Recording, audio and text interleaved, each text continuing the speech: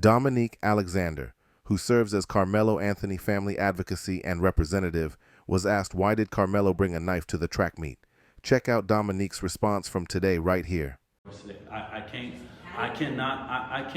can't speak to that because I believe that, first of all, even if I had the answer to that or whatever, I wouldn't say it because that's a part of his defense. And I think there's going to be an appropriate time where they're going to speak to what was going on. What I can do is reiterate that Karmelo Anthony, from the beginning, has continued to display his self-defense claim.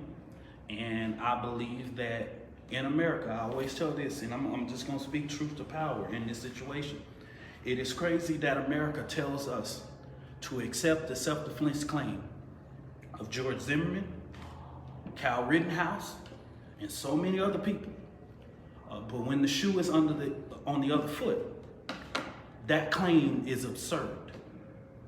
And I just gotta call a spade, no matter what my personal views of a case may be. It is quite contradicting for America to come back and say, oh, Kyle Rittenhouse can have it, George Zimmerman can have it. All of these individuals that don't look like the color of my skin can't have it. In the state of Texas, we live in a state where yet you can walk around with a permitless carry. You can walk around with a brass knuckles. You can walk around with a knife. You can walk around with all these things. AK-47 in the state of Texas.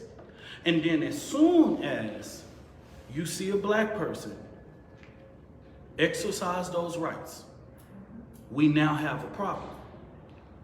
And that's not me spitting hate or race or bigotry. That's the facts.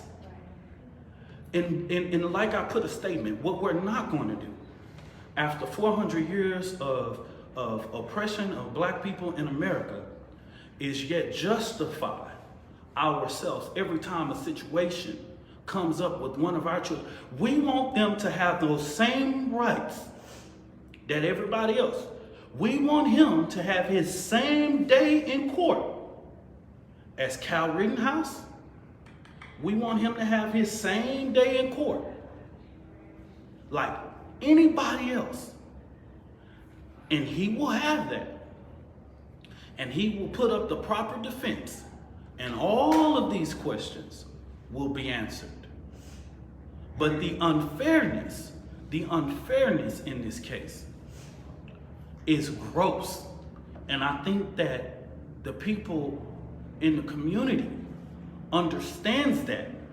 And that's where some of this pushback is coming from, because there's gross negligence in regards to and huge biases.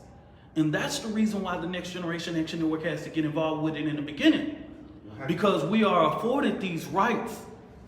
How do you feel like the way the media portrayed at the very beginning when this first came out? I'll say this. Anybody that is putting stuff out here in this case, and this is the reason why the Next Generation Action Network, until that letter that we sent, stayed silent over the weekend while we investigated this case. Because we knew that we had a responsibility to ensure that we put out the facts, truth, and that we knew exactly what we are talking about. Responsibility to ensure when you are putting things out on your platform that you are not feeding into some of the racial divides and some of the biases in regards to this case, right? I can't go into the nuances of it or whatever and stuff like that, but I'll just end with this.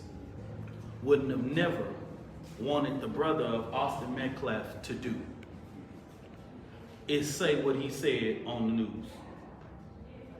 And it is clear. It is clear. In his own words, he stated that Karmelo Anthony said, "Don't put your hands on me." That's it. That's all we hear. certain things were loosely said. There was loosely said. There were certain things that was loosely said in that interview that I just point people to.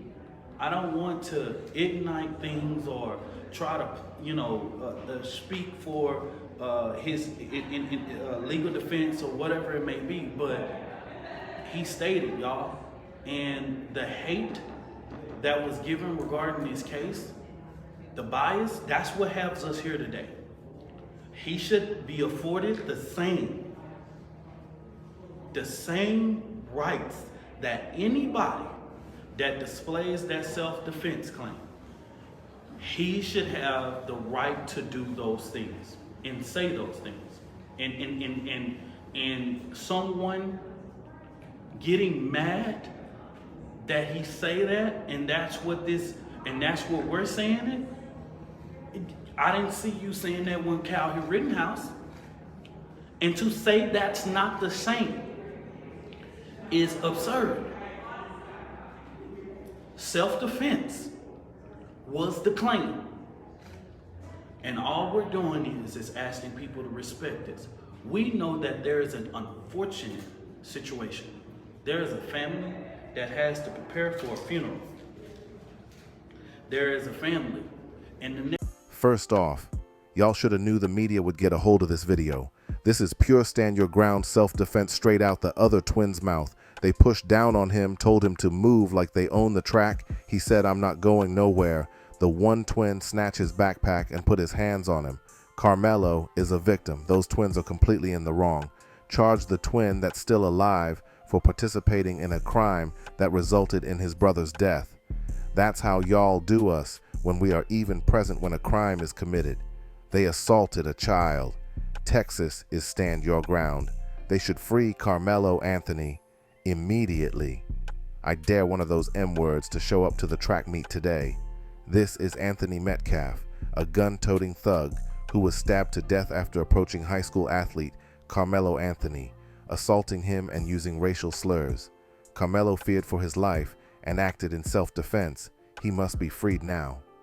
These are the two photos and captions the Facebook user attached alongside this post. No facts on whether or not the photos were altered. However, the lawyers for Karmelo wants the murder charge against him downgraded. Billy Clark and Kim T. Cole will gate the source of the misinformation under third-degree felony charges of impersonation, as reported by Click2 Houston.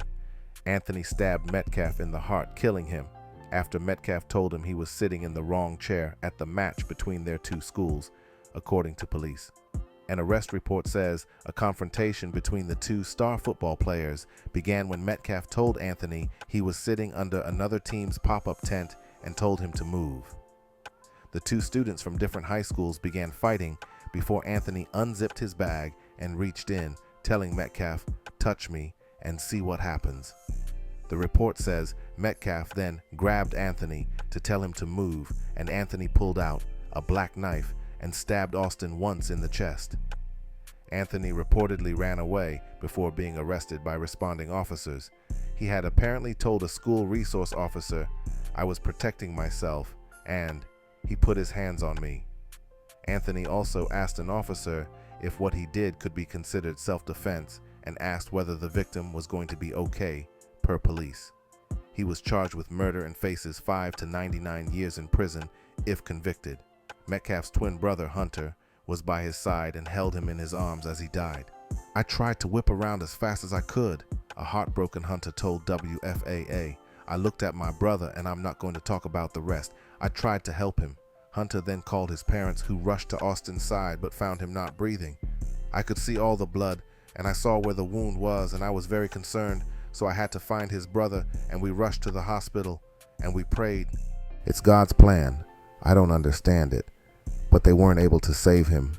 This is murder," his father, Jeff Metcalf, said. Metcalf told the Dallas Morning News of seeing his son's body with a hole in it and described the youngster's cold skin covered with blood. After the incident occurred, the meet was suspended, the stadium was immediately secured, and students were sent back to their home campuses, according to Frisco officials. Metcalf, a junior, was a star football player at Frisco's Memorial High School and planned to be a college athlete. A GoFundMe set up for him says he was recently voted most valuable player and had a 4.0 GPA at school. Anthony, a senior, is also a star for the Centennial High School football team. His attorney, Derek Walpole, spoke to local NBC affiliate KXAS-TV outside the Collin County Jail in McKinney, Texas on Friday, and revealed that Anthony is claiming self-defense in the alleged murder. "I know that my client said it was self-defense. I don't have any reason to disbelieve that, but I need to develop facts, talk to people, and figure out what's going on before I make any statements about what I think happened," Walpole said. "I don't have any reason to think it wasn't self-defense at this time." Walpole added that he only had a few hours to speak with Anthony, but confirmed he'd be requesting a bond hearing next week. "Do you believe Anthony is guilty?"